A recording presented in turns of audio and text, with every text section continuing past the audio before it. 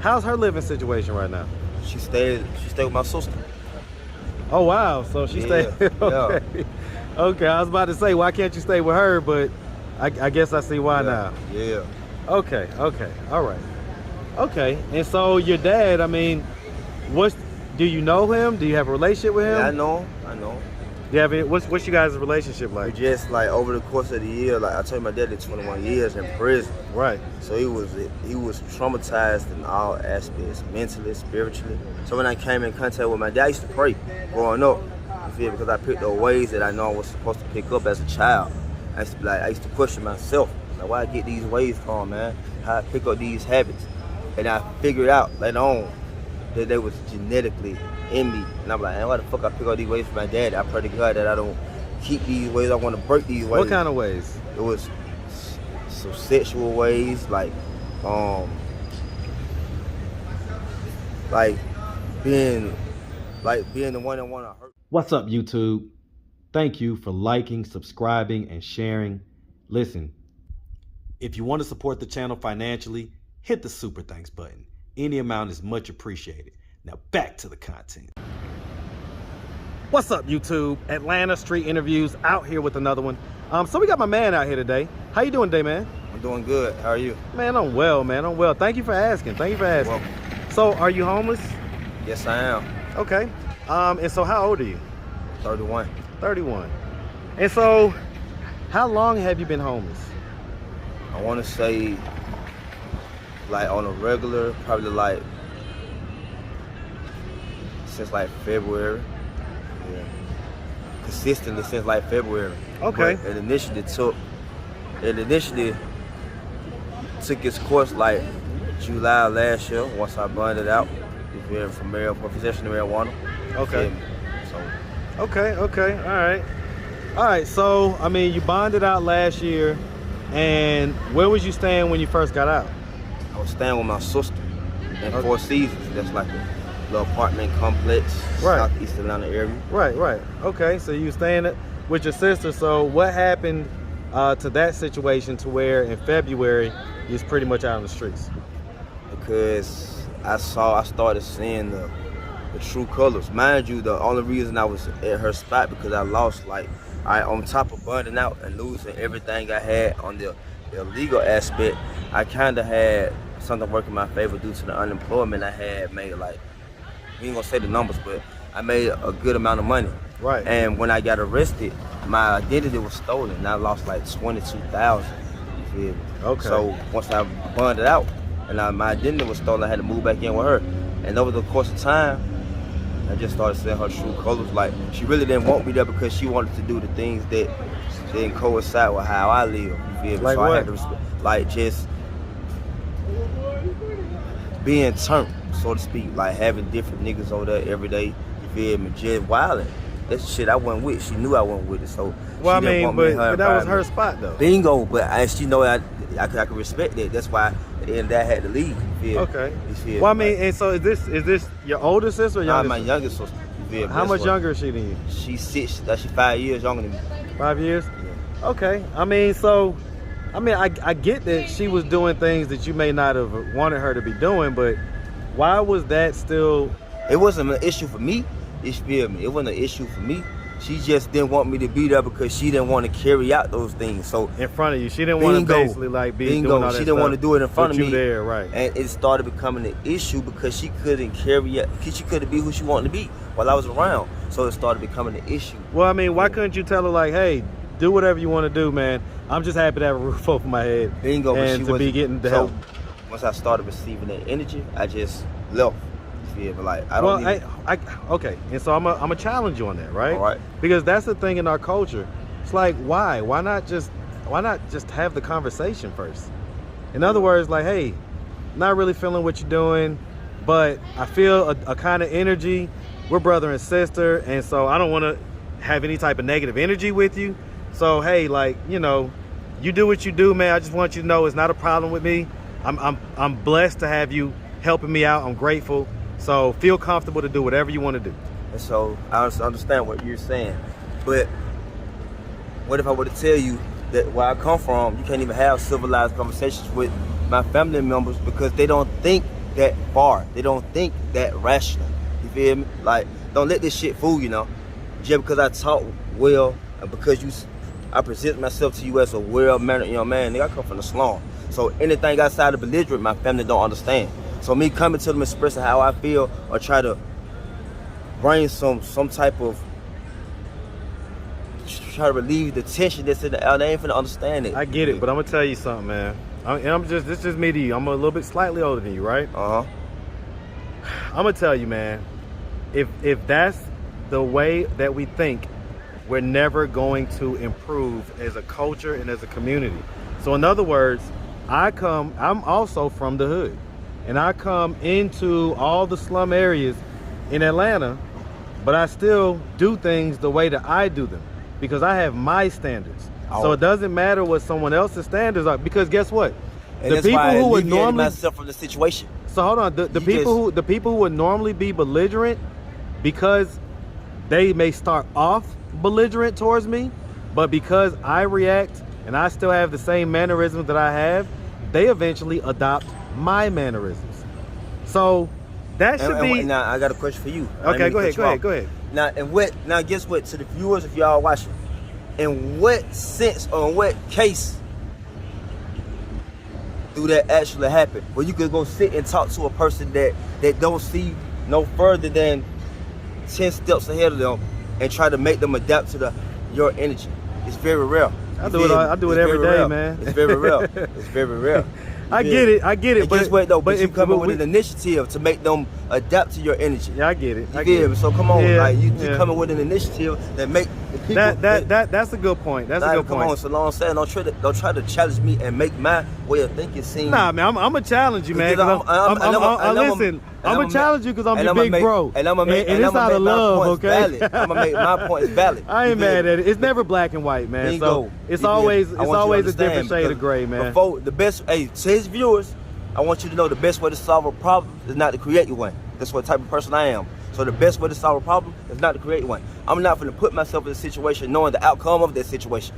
You feel me? I move my entire life like that while being in the streets. I can dig it, man. So that's how I am. Like I don't want nobody else feeling uncomfortable because of my actions. Yeah, no, I get it. Like, so look, all right, so let's move on. All right. So then, I guess in February you decide to leave. So like for instance, just where do you sleep most nights? Oh shit, I don't even sleep at night. That's the crazy part. I don't sleep at night. Like in the daytime, between the hours of 5 a.m. to about 11, 12 a.m. Shit, I'm gonna get me probably not even that long. Probably 5 a.m. to about 10. I'm gonna get my few hours.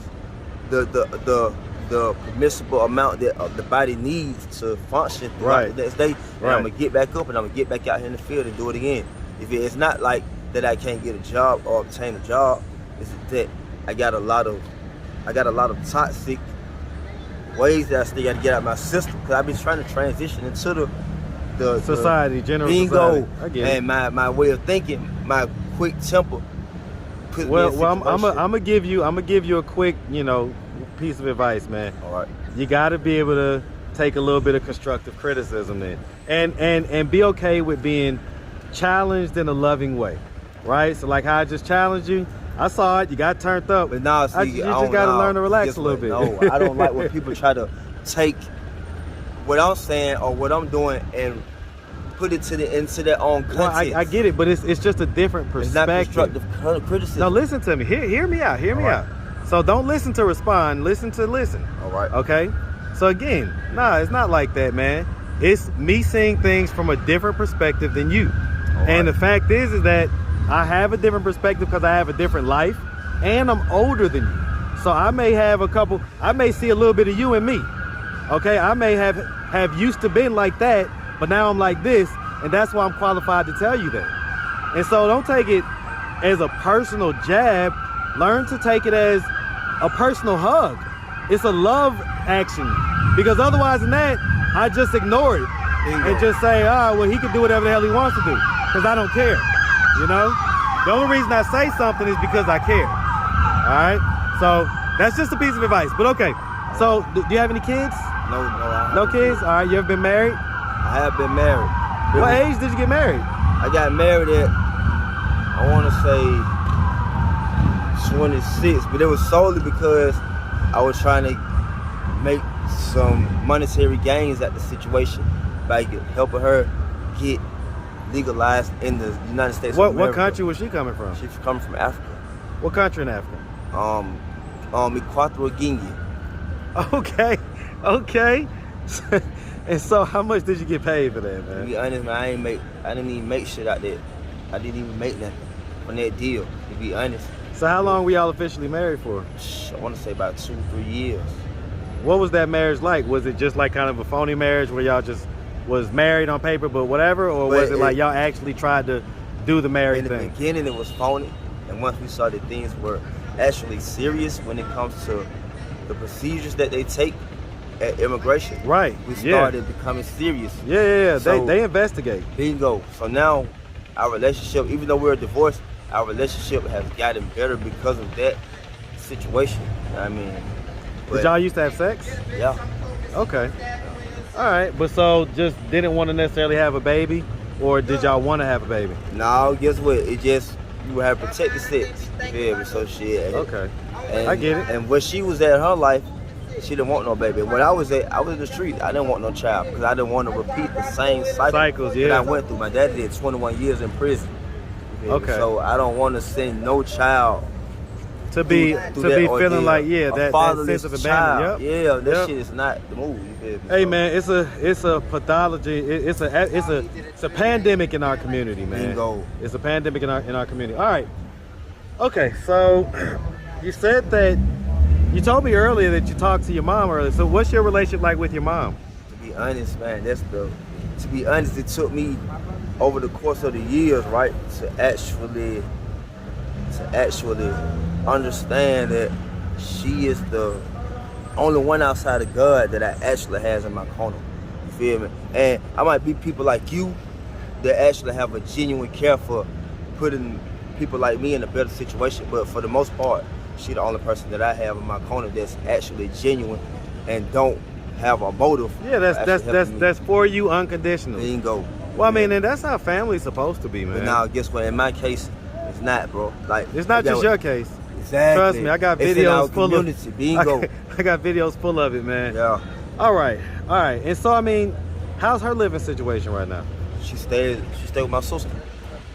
Oh wow, so she stayed. Okay. Yeah. Okay, I was about to say, why can't you stay with her? But I guess I see why now. Yeah. Okay. All right.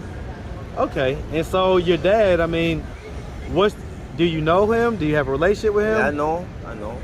Do you have any, what's you guys' relationship like? We just like over the course of the year, like I told you, my dad did 21 years in prison. Right. So he was traumatized in all aspects, mentally, spiritually. So when I came in contact with my dad, I used to pray growing up. You feel? Because I picked up ways that I know I was supposed to pick up as a child. I used to question myself, like, why I get these ways from, man? How I pick up these habits.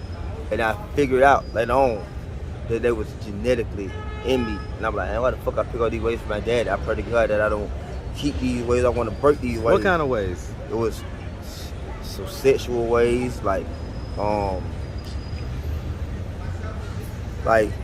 being the one that want to hurt people, being an angry person, like all type of just bad habits, bad characteristics. And I knew that.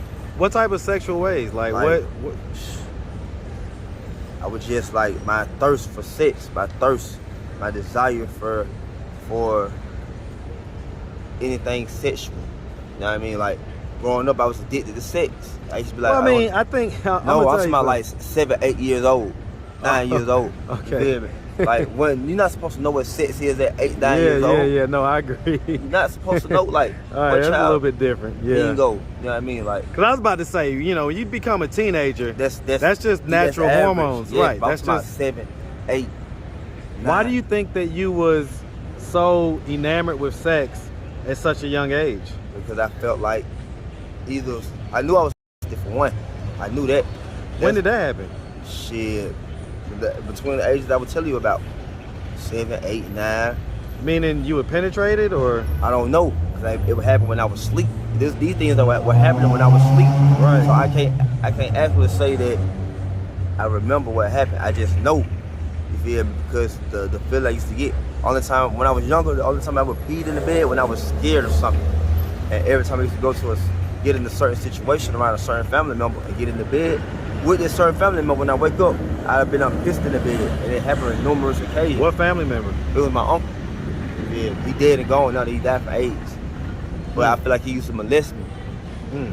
Yeah. So that also triggered my knowledge. I mean, that's enough to have PTSD and all type of other trauma that can manifest itself in some of that aggressive behavior that you're talking about. Yeah. Have you ever talked to a therapist about that?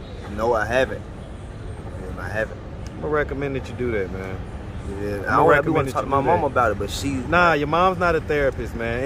And a therapist may say that, hey, you know, you should talk to your mom about it, but you definitely want to talk with a professional so you can start to understand how that affects you, how it affects the way that you act, how it affects the way that you think, okay? Because it sounds like some of that may be at the core of, you know, some of the things that you say you want to change about yourself.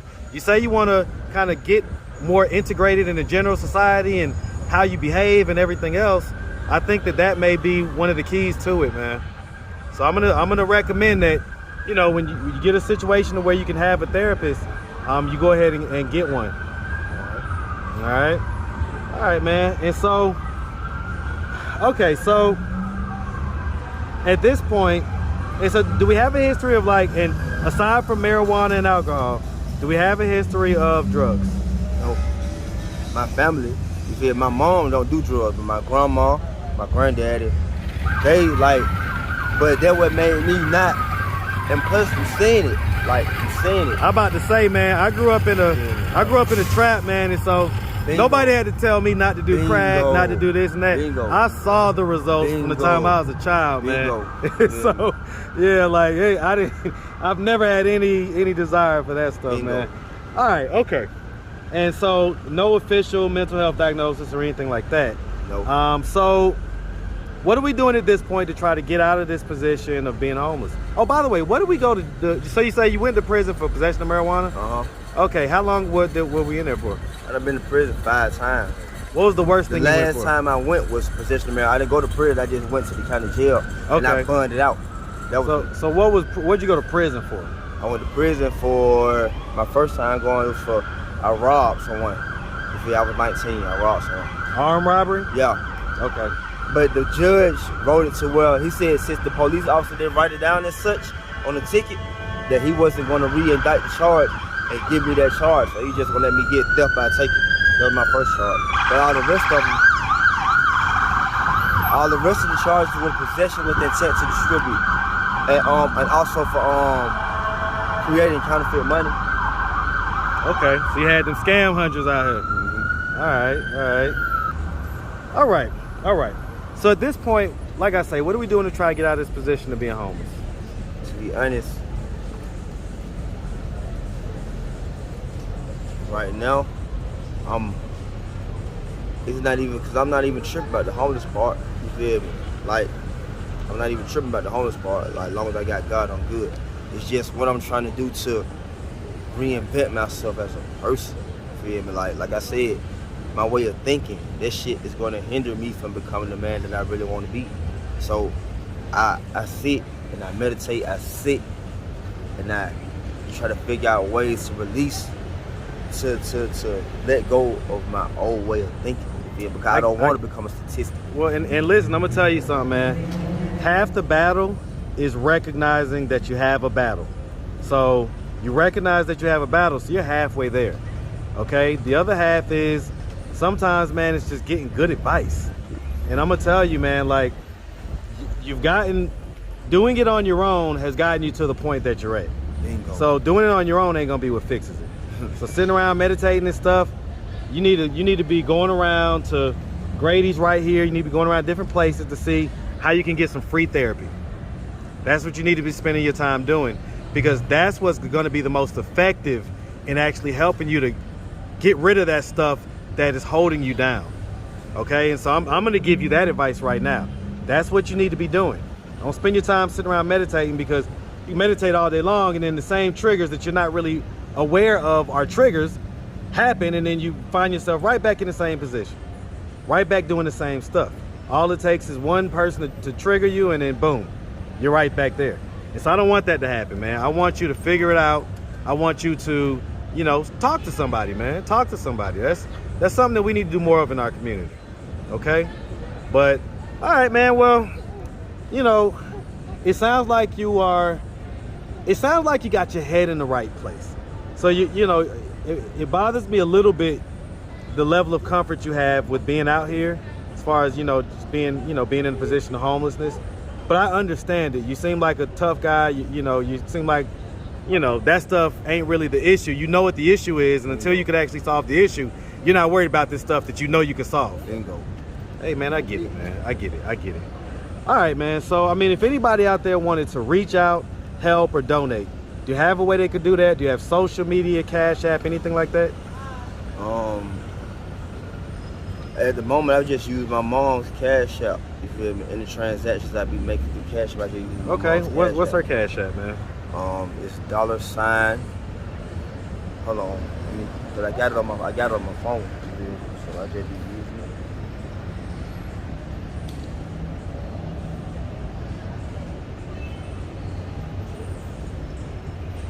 it. It's $TRINA